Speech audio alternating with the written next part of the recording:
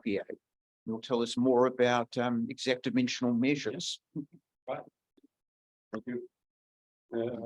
Yeah, I want to give you an order by Pablo. So I want to give you some idea of the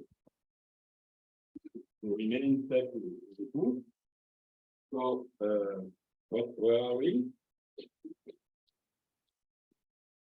So I recall we have in the case of dimension 3, we have a measure on the 2x2 matrices, which is countable support.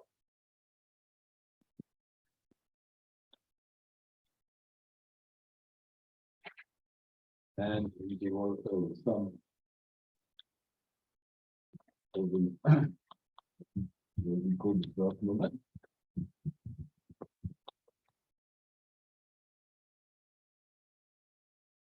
And we also assume that all these assumptions. So we assume that there are 3 distinct components. And for the definiteness, I will assume that the second one is positive. As we discussed already, it's important, but it's one of the cases. The other one is very similar, but it's really important to know from the start in which case you are. And then in that case, we have 3. We have on the space omega, which is the space of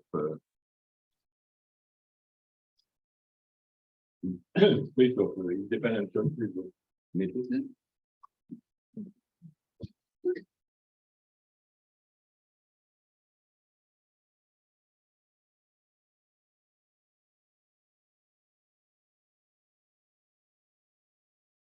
So we have 3 directions. We want to go to right.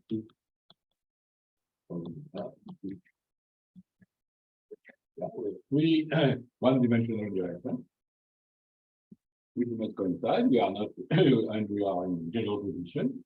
None in the space generated by the.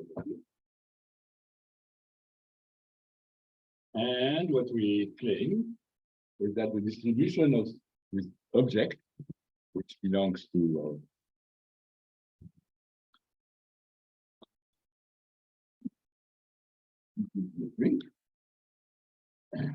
the distribution of this object is exactly measured. That's what the theme of our lecture.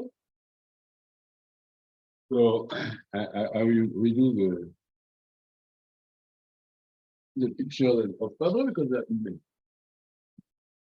usually is in mind, but from the being in the audience, I realized that these are much more expressive than mine. Okay, so we are interested in E1, E2, E3. And as we said, I mean, the distribution of that guy is E1, E2, E3, given A plus, the positive coordinate. Because we know that the positive coordinate and the negative coordinate are independent. And given A plus, only E3 on the plane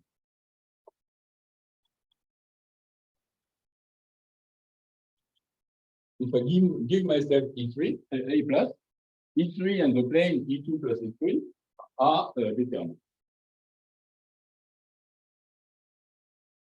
Okay, so what we want to understand is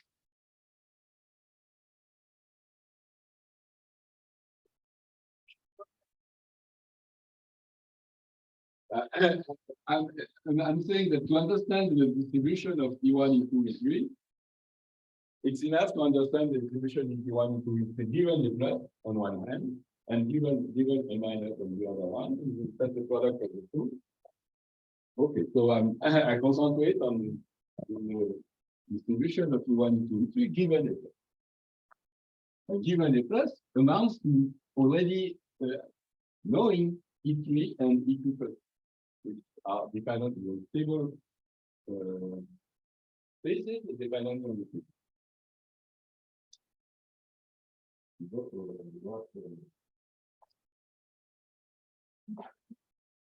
Okay, so what we said is that we can decompose this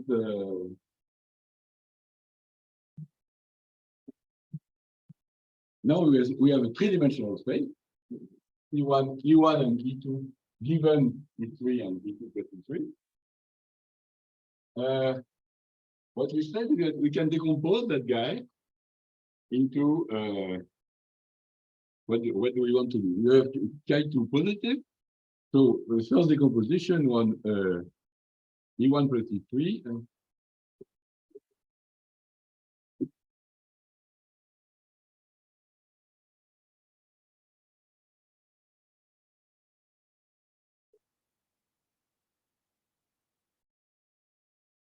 sorry. That's dangerous. That's dangerous. Really a dangerous.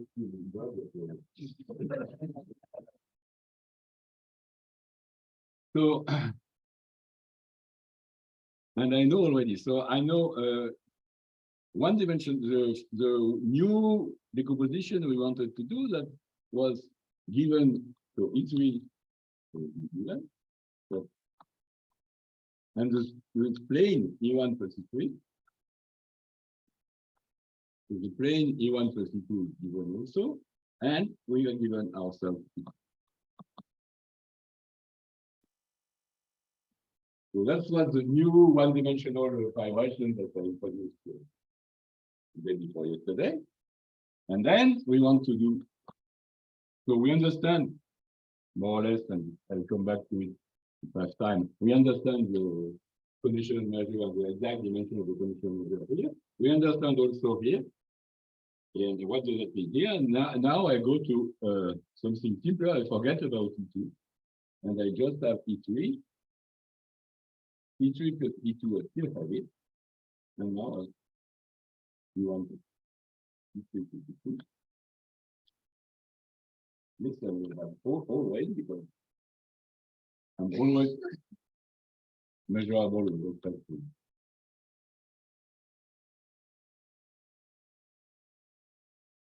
And that Pablo explained yesterday, this bundle are really linear bundle, simple linear bundle. The action of G in the type of one dimension is affine. Everything is in components affine, and it has affine on the one dimensional thing. It has some asymptotic contraction. And the asymptotic contraction is here it's T3 minus T1, so contraction.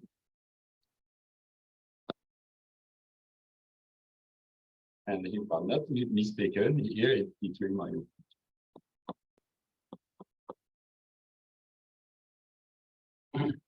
Going from here to here, you have to know where E2 is in the plane E2.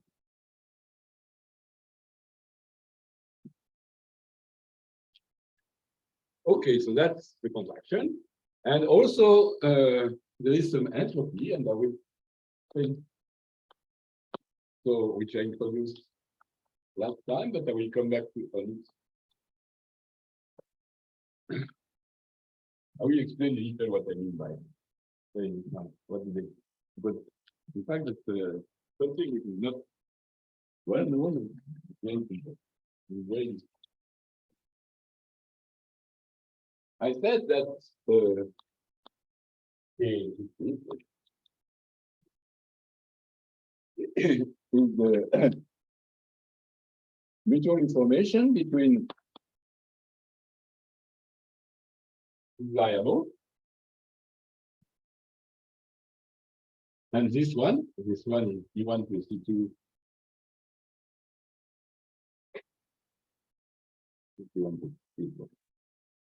E1 plus E3 equal.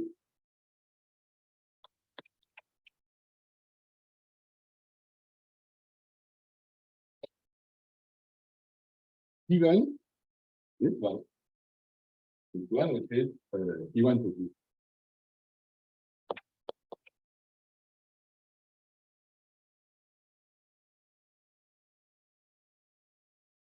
And I recall the definition of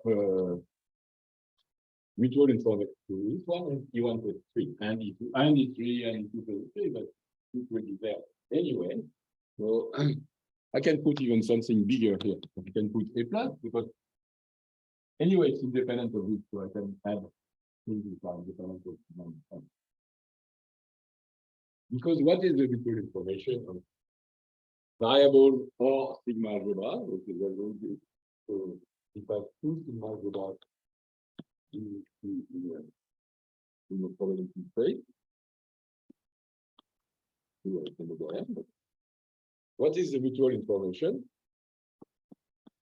E of E and of 3 conditional mutual information.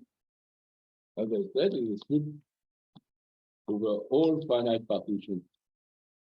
Infinite immeasurable, infinite immeasurable of entropy of D given D plus the entropy of D given D minus the joint entropy D.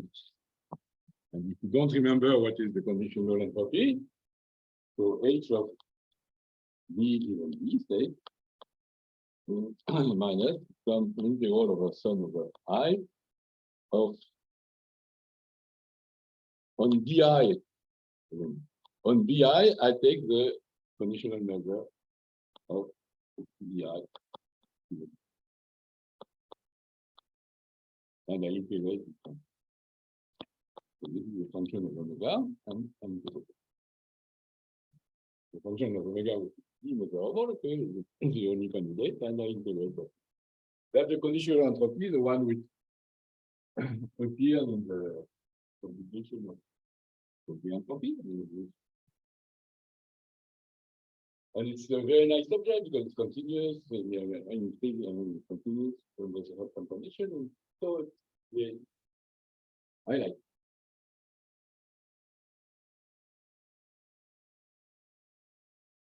Okay, so what's nice? Okay, so here B is a sigma algebra generated by T minus 1. In fact, it's a countable sigma algebra. So it's not too complicated. T is the sigma algebra generated by this, and D is the sigma algebra. But you see, since anyway I'm conditioning on this, I can forget about it. In fact, it's G of E2. Right? Because of the definition, it's the same as G minus 1 of omega, E2 of omega, given E1 to E3, and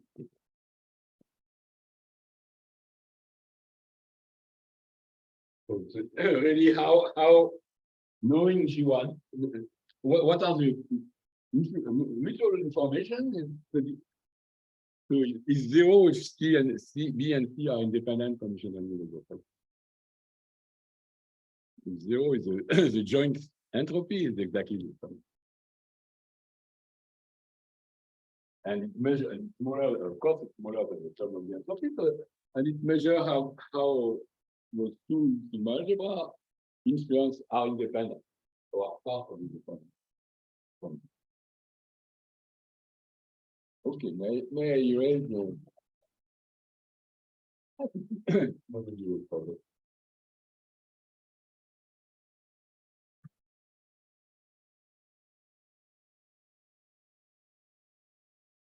But there is something nice about this entropy, that you can use the addition formula to write this formula differently. So it's true that I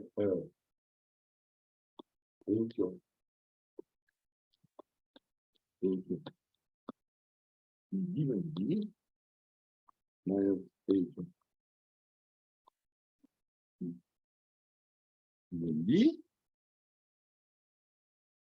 It follows from the definition of the conditional entropy that you can manipulate it. And I forgot, nobody realized that, forgot the law.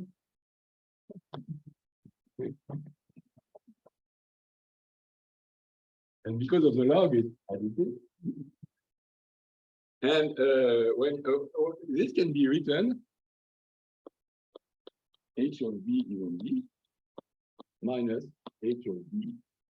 I mean, H of D except C given D minus H of C given D is the same as H of D given what is generated by C and D.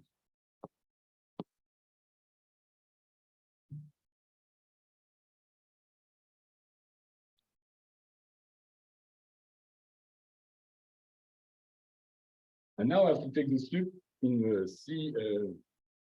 C, but here I'm conditioning, and conditioning is continuous. I mean, if it's finite, but it is finite. So here I can replace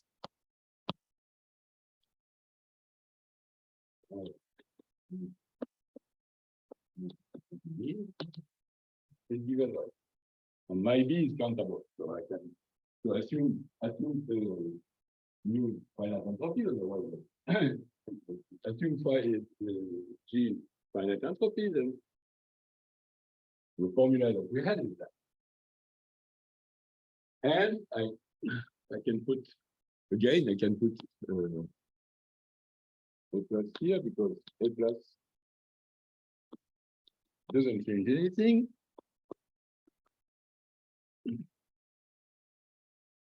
In the sense that D is measurable with respect to C plus D plus A plus. Yes.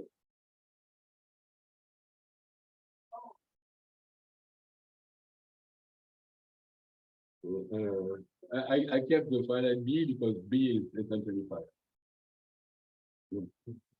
I take the strip.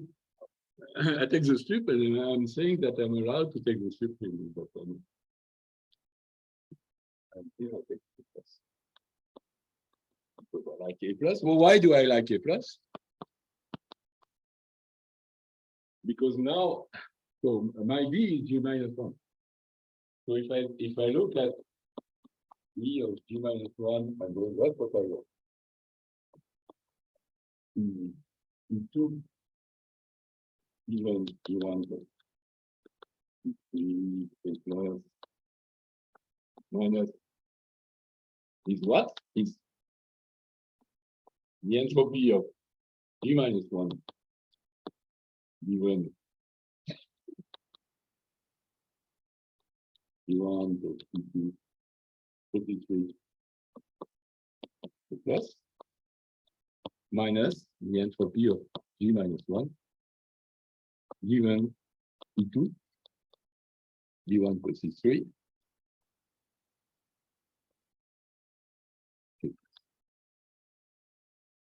Okay, so that's just playing with the formula. It doesn't seem to be. But now, what I like about that is that what is it? Yeah, okay. What is this expression?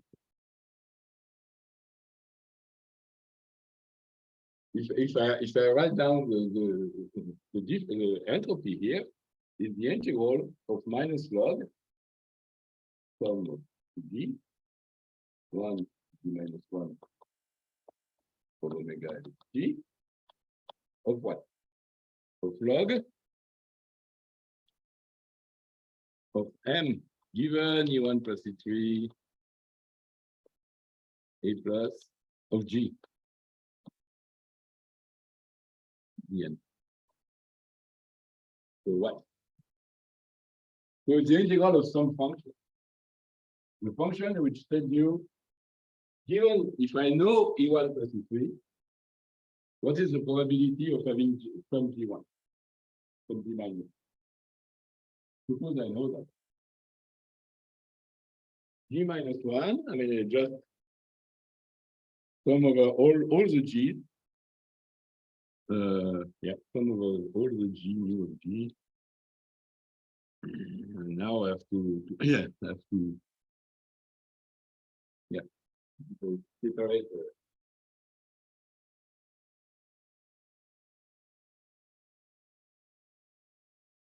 I take the conditional expectation. If you write too precisely, it become confusing. But I take the conditional expectation with respect to that guy of G minus.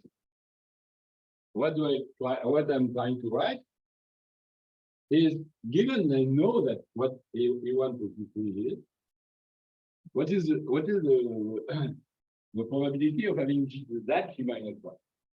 There is some influence because E1 depends on all the paths.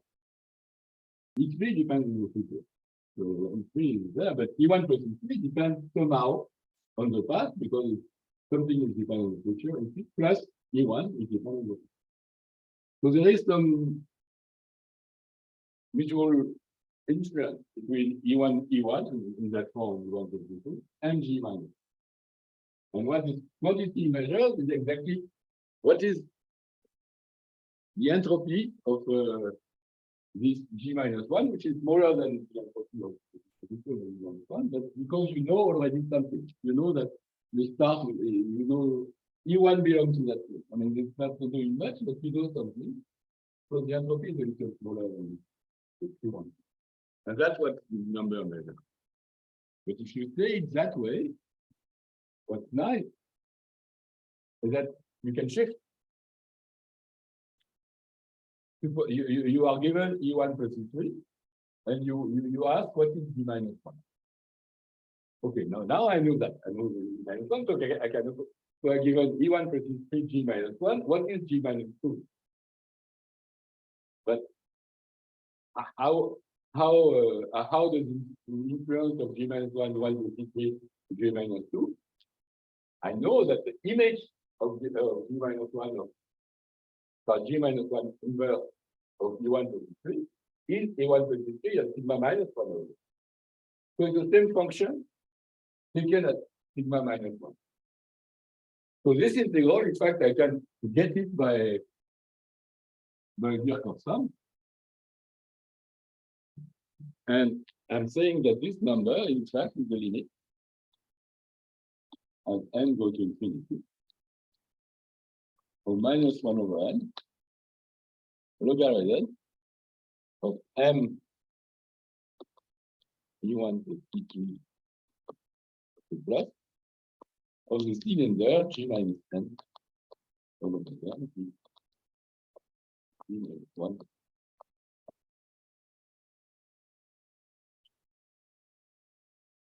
What is the subject? Is the cylinder is knowing exactly G minus n, G minus 1. And what I'm saying is that if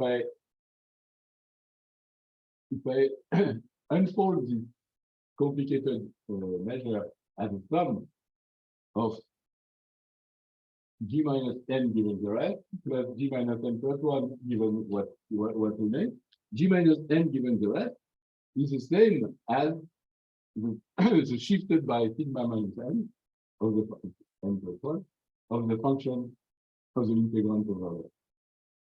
So this range object is in fact a Birkhoff sum. And the limit is the difference. So my kappa 2,3 is the difference of it's the difference of two objects. So kappa 2,3, if I write it that way, here.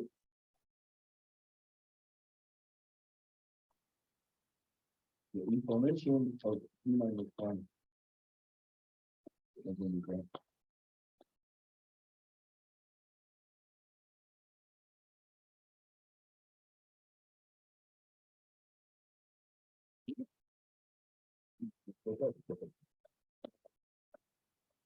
kappa 2,3, and I take the difference between the information of G minus 1 and 1 given G1.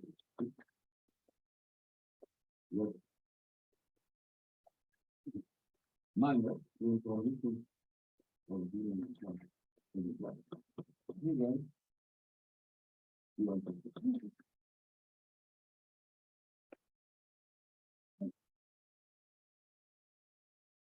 I'm applying this rule to both terms of the difference. This is the different information, and I look at the different information is the difference between the entropy. So the entropy is less, and the different information can be filled as the difference of entropy. So that's what I write. And now each one of these entropy has the same flavor. It's the entropy of G minus 1 given something which is valid. So for the same reason here, I can write that my KTC is the unit of only the infinity of 1 over n log P1 for the and P1 to P2.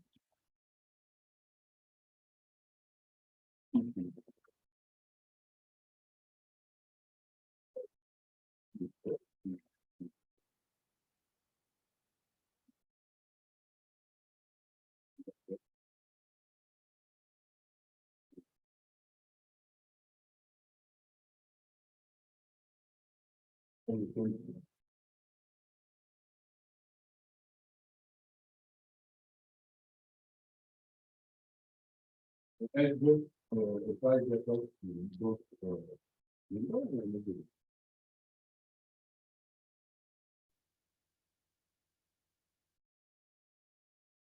there is another way of looking at the entropy, but I hope I have time to come back to that. But here, it's expressed in terms of cylinders. And cylinders have the nice property of being different. Vision.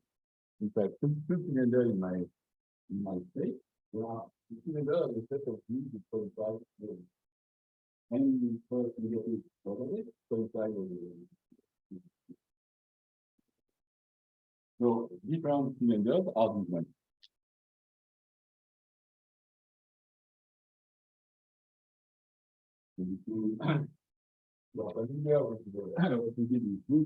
Theory that once we had the partition, what we call the adapted partition to the manifold, we had an object which was disjoint, increasing, which behaved nicely under the dynamics. And here it is already the cylinder are not related to. Okay, so here now we have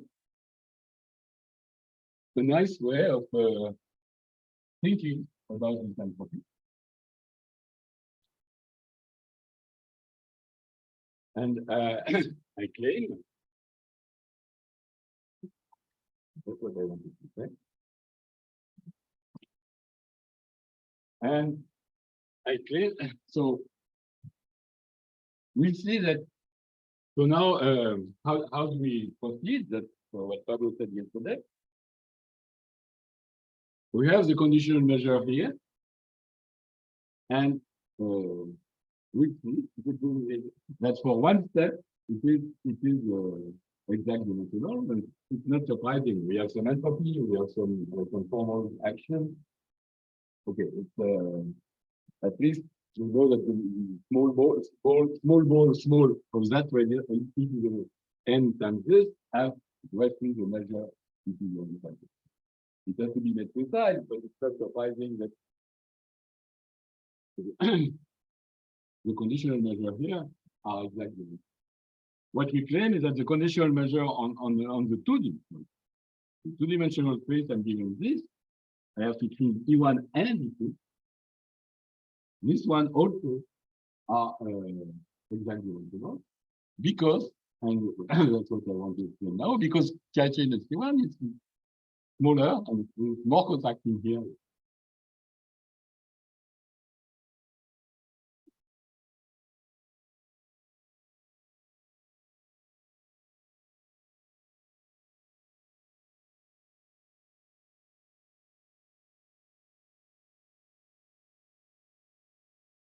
So I'm really interested now in the two-dimension. So I'm really interested in the two-dimensional space, E1, E2, given E1 to C2. So it's really a product. It's very simple. E1 is the direction in E1 to C3, E2 is the direction in E2. I mean, that's what I will show you, the picture of the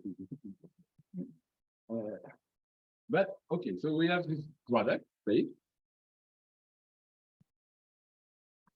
And we know that when we have this bundle, a nice bundle, as Pablo said, and we know that when G acts, it contracts, so it contracts. So in the E1, so it will be the E2, and it contracts in the E1 direction to E to the N, like E1, and it contracts in the E, which is different.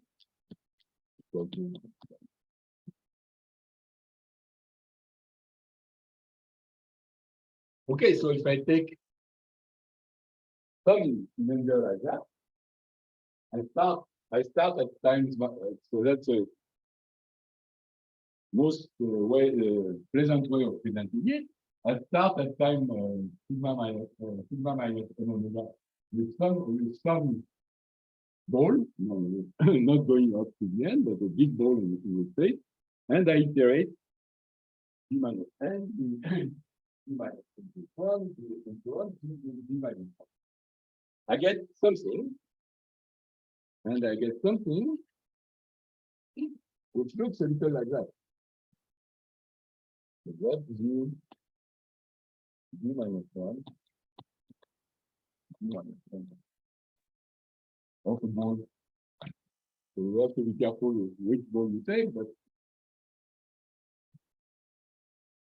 okay, so it has roughly this shape. And the width is e to the n, the width is e to the n side. So I want to, that's what I want to understand. It's a measure, it's a conditional measure, and of a ball, the ball of the final point, which is somewhere there, E1, E2, in that square of the ball, of F, the E1, E2, the final point. I know that D1, D minus N, D1, I take a big ball, it converges to E1, E2, So, but also on slices, so F, that F depends on omega, and it is that the F is that slice, but I don't want to. So, N calculate.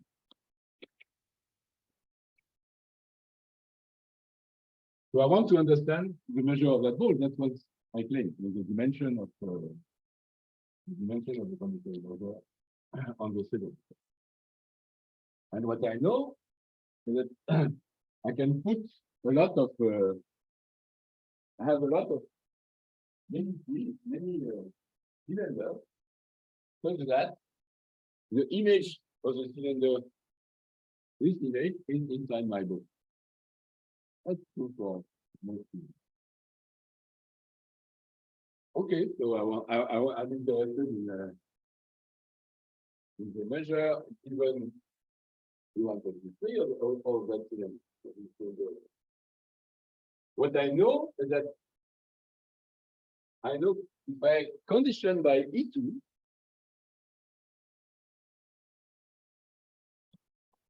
I get some other measure here on this part of the space, and that when P2 is exactly the ratio between those cylinders. So for all my good cylinders, P2 is the ratio between that measure and that measure. So if I want to estimate this from above, because from below it will be clear. If I want to estimate, no, if I want to estimate this from below, I can say that it's bigger than the number of good cylinders. good meaning satisfying all the almost everywhere conditions that I put so far and that we will still put later. The measure of that, but the measure of that is e to the minus n kappa t3. The measure given e to of the same thing.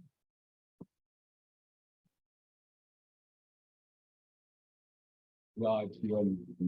Yeah, that's approximately. But I'm using it, and I'm taking a cylinder where most of the measure of the cylinder contains everything that happens and some precautions to take, which makes the writing a little painful. But the idea is this one, because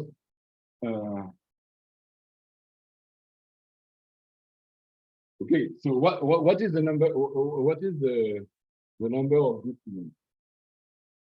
My good cylinder, I take one good vertical load. The measure is this one, and I assume that I know already.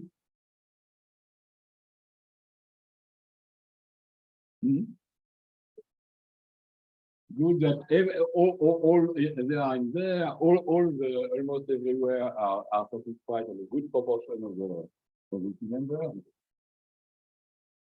Good means that I can make very large qualitative reasoning, and it's with some sweat.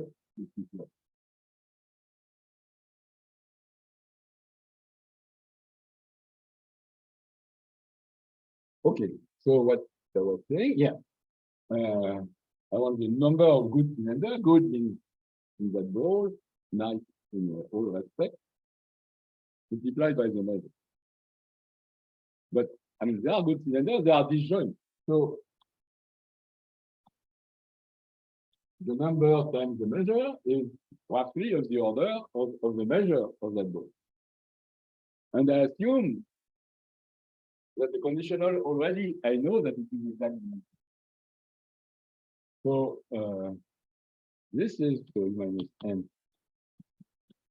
The number of groups times T2 is, again, I lose the ETVN epsilon 20 times, but is what is n T2 of the ball.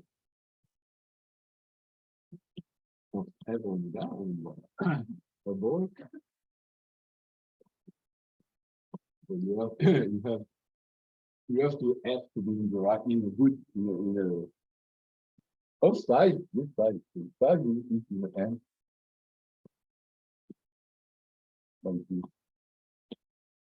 What? Right? Because now, but I know, but my hypothesis is that this guy, the conditional measure has exact dimension. The measure of a group of a ball, of a typical ball of that radius is given by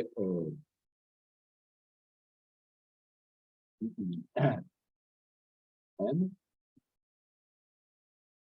from my my gamma, so gamma.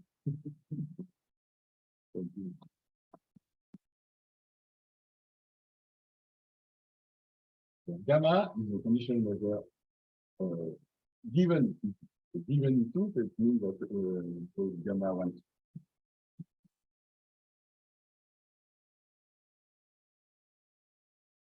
Okay, so now what do I have? I have that the measure of, if I take minus 1 over n log,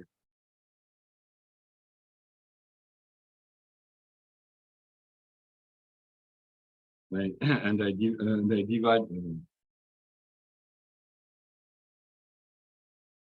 divide by Q1 by minus Q2, something positive.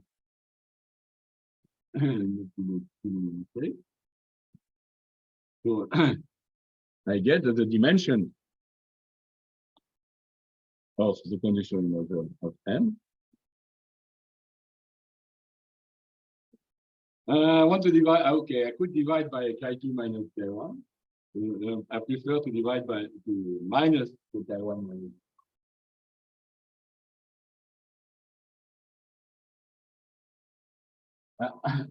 I'm trying to understand the measure here, the dimension here. So I took a ball of values in my and I say that it's made of cylinders. And to count the number of cylinders, I take the section by a good vertical line on which I know already my recurrent hypothesis, my induction hypothesis, that I know already what. So if I take minus 1 over n log divided by T1 over T2, here I get the dimension of n. Smaller because I have positive here and negative, positive here and negative here. So my bigger here is smaller. So what? K23.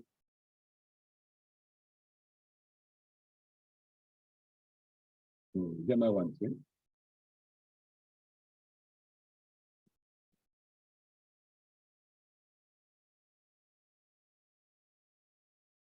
So not T1, right? Nobody will don't say that. Very similar.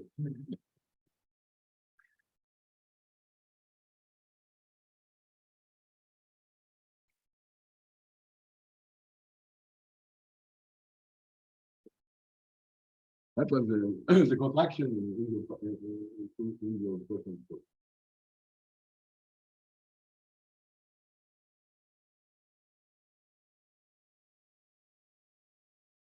And so that is required.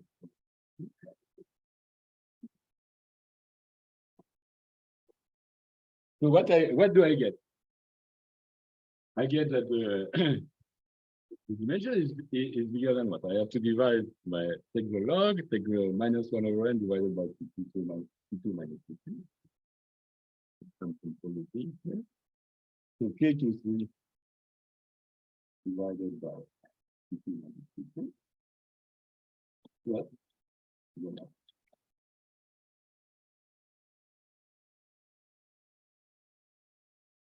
And the other direction is easy. So that's the induction step. Once you know that you have condition measure on the side, on the dimension for the condition measure, you can go, you can take this following guy, and you have conditional measure on and so on. Okay, and that's the main step. Yeah, once you have this, you can put everything together as I said. And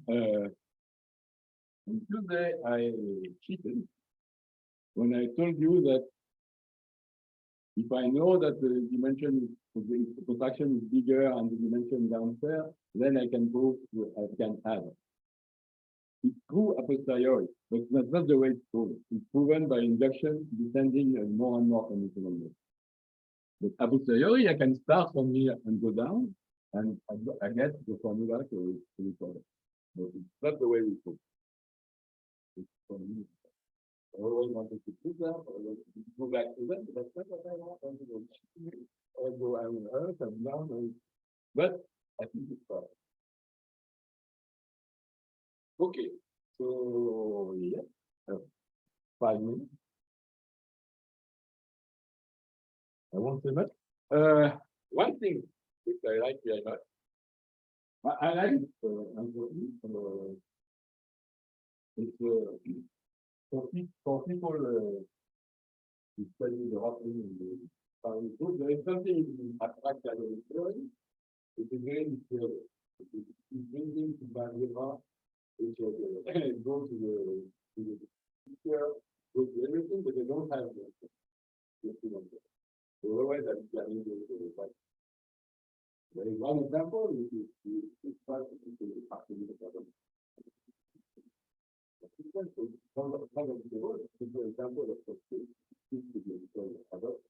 But here you have plenty of algebra being given by the picture, and you want to for example. And it doesn't have a And feedback. Yeah.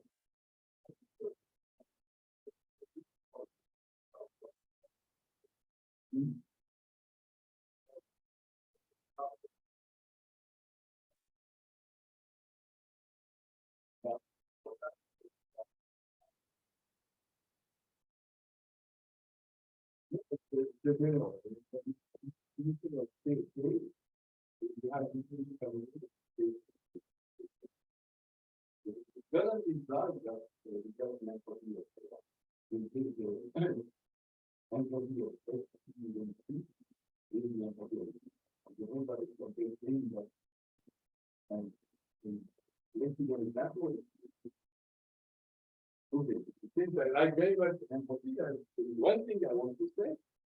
Okay, I took here, I took one, given that.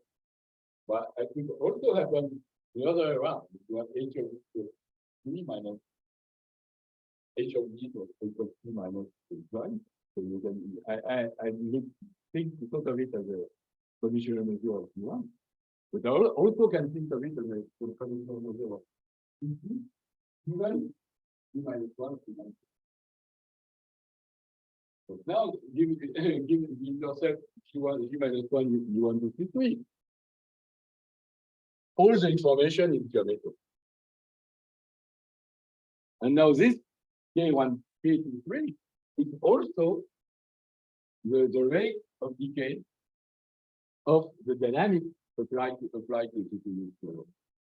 So in the ratio here, if you write it another way, starting from T conditioning with respect to D instead of conditioning with respect to D, you get that the ratio, the ratio of the entropy is really how changes the conditional measure here with respect to how changes the conditional measure here.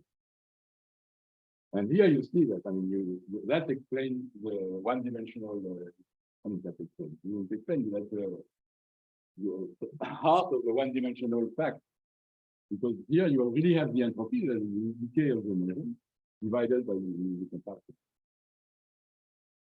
So again, we can form it out.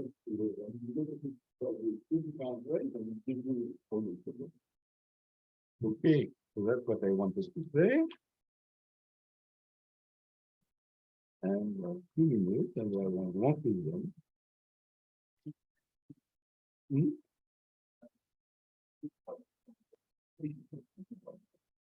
Oh, I have a taxi of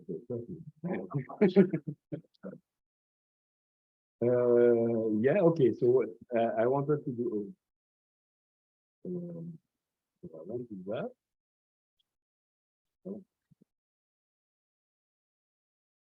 Okay, so in general, for higher dimensions, the picture is more complicated. You have to do the whole. But the combinatorial fact, which is studied that I want to look at it, but it's very normal, is that you have a very complicated.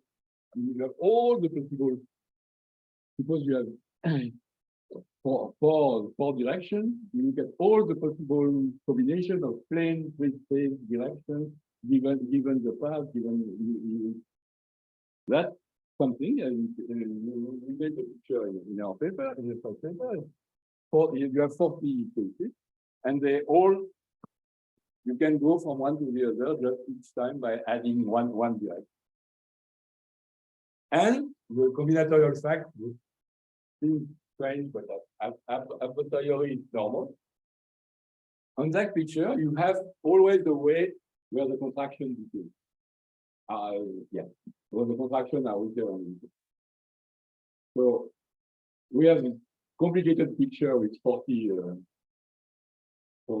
copy the graph with 40 vertices, but there is always, and even starting from some like space, there are ways where the decay goes down. And for those ways, we can apply this number. So it surprised us when we met a posteriori. Yeah, it's normal. We have to do that.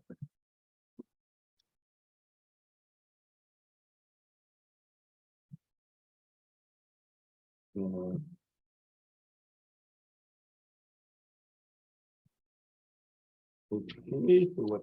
Oh, yeah. 5 minutes?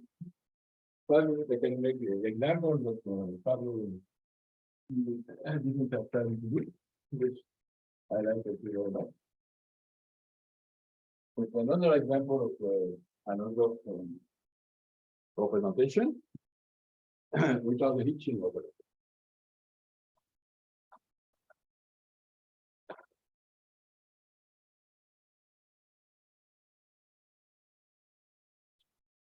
You have a group, a surface group, a compact surface, surface group. And so we have representation.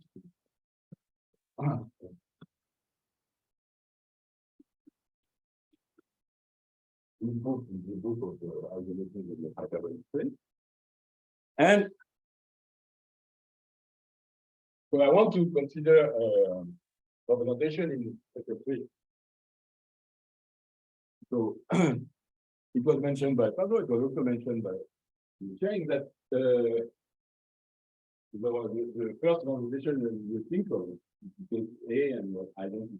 So there is another one which is irreducible, but there's only one that is irreducible, which is you think of R3 as a set of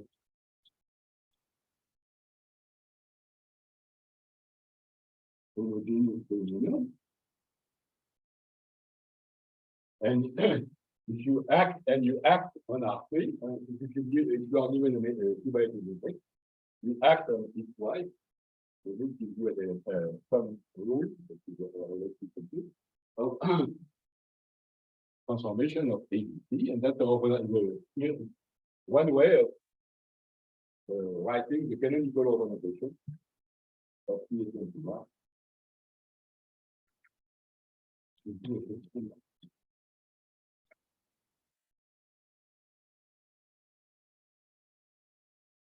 So now if I have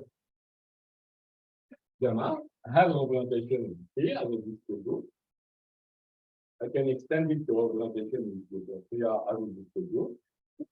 And each in representation after probation.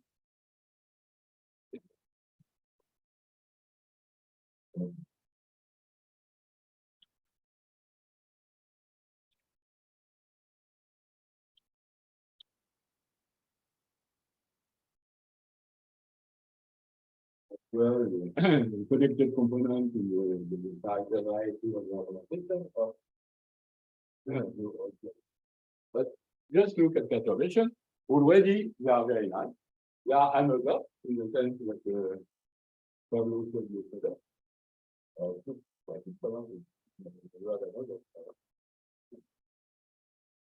And what happened? We have been studying for a long time, and in particular, Goldman showed that there are no the limit set. And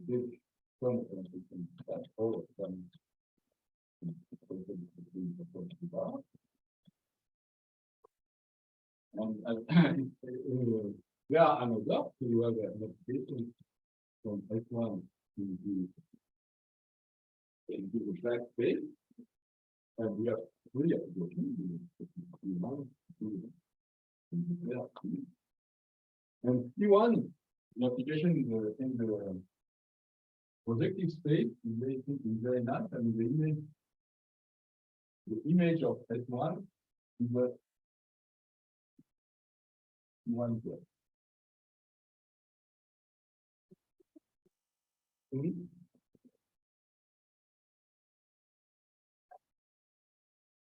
have three mapping from the presentation of Pablo yesterday.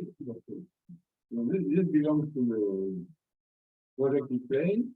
This belongs to the action plane. you want to pull together on this line. And any if S is different from T, they are in general solution. But it's even in the case of Hitchin component, it's even more special than that. The image of S1 is a two curve.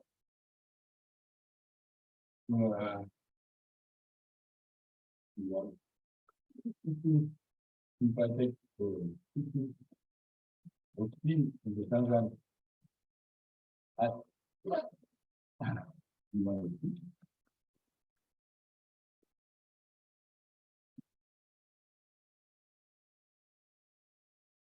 and T1, T2, but the curve is not more, I mean, T1 plus older, but not more. It is T1 plus T1 plus. Then the observation is conjugated. This is the result of this program. So if so you have the C is the flag. C is one.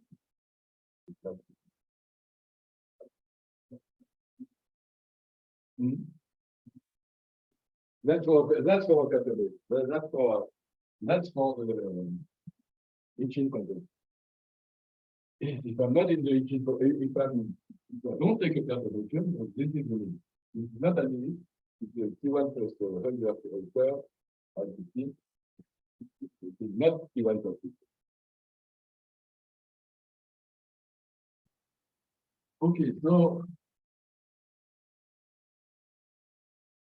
what can we say? So we can try to apply. We know that all prior theorem we will take a random walk.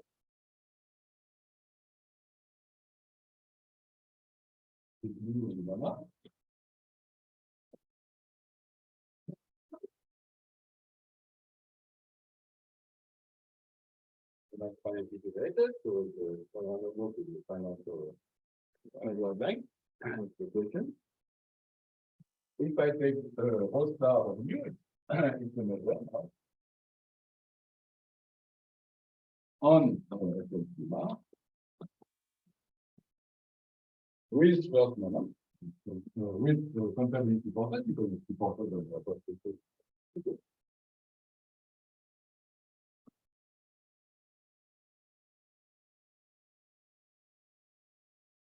and finite because the log of the norm is comparable to the word length of gamma that comes from the number of properties.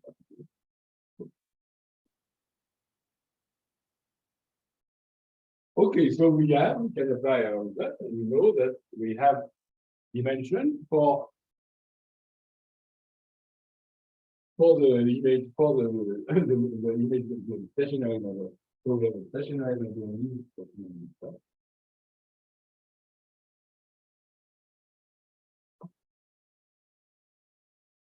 And F. And we have two projections. A stationary measure on the space of the atom, a stationary measure on the space. Can we compute these dimensions? Yes. Why? Because of this special feature. We know, I mean, that, so let me do the picture again. So I have T1, T2,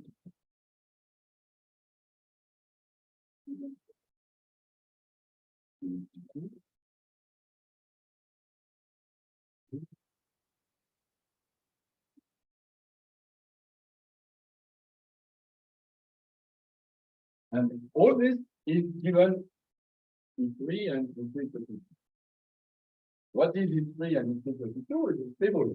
The stable direction is some other point and stuff. So stable direction is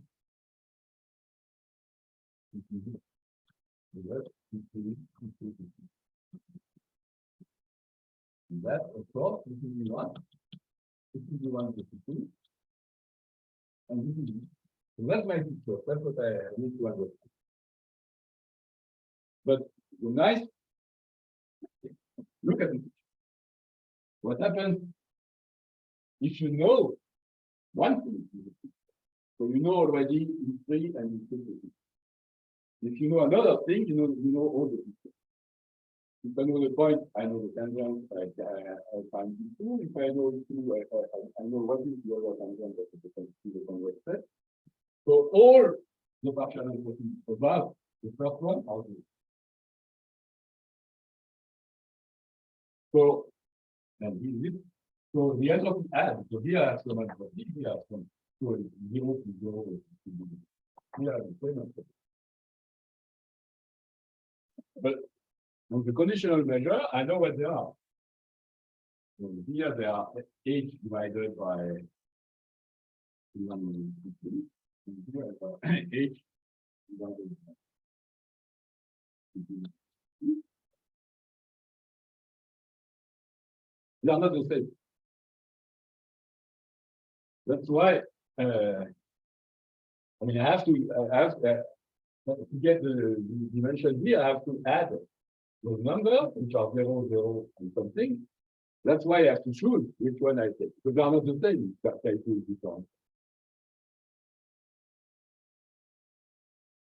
So Chi2 is different from 0. I know that if Chi2 is positive, I should take this one. So the Chi1 minus Chi2 is smaller than Chi2 minus Chi3, which is the 0. So what I get is that I get the dimension is H divided by B.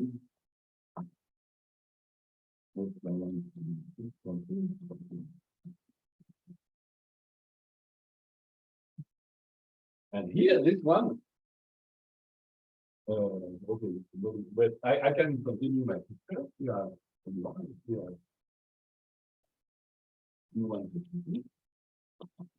of course, even more deterministic. But here, I know the dimension of the plane, and I know the dimension of the direction. The delta one is H divided by time and delta 2 is the plane.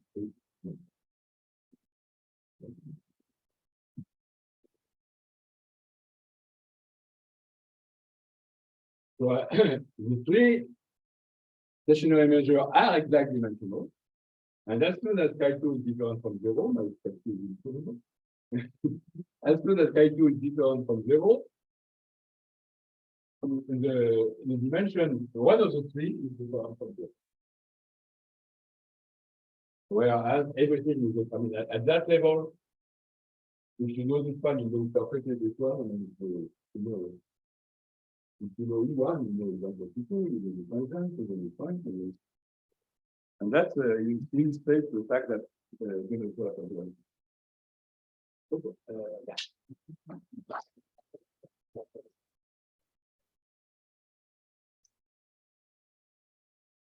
Right. Well, thank you, François. I guess your taxi is now in 1 minute. So perhaps, I'm not sure if there's time for even one question before you head for the taxi. Perhaps you have to ask François at the next Beyond meeting. Yes, I suppose we should let you go, and thank you again.